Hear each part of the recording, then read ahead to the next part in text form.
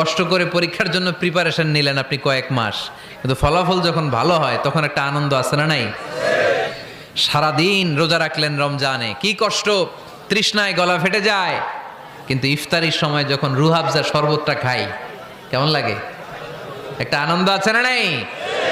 এজন্য আল্লাহ বললেন فإن مع العسر يسرا إن مع العسر يسرا।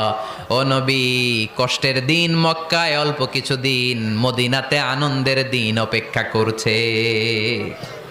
আমাদের জীবনে যদি দুঃখ কষ্ট আসে আমরা ধৈর্য ধরবো, তাওয়াক্কুল করবো একজনের উপর, তিনি কে? কারণ আমরা বিশ্বাস করি কষ্টের দিন এটা চিরকালের জন্য নয়, সামনে আনন্দের দিন আমাদের জন্য সেট করে রেখেছে কে?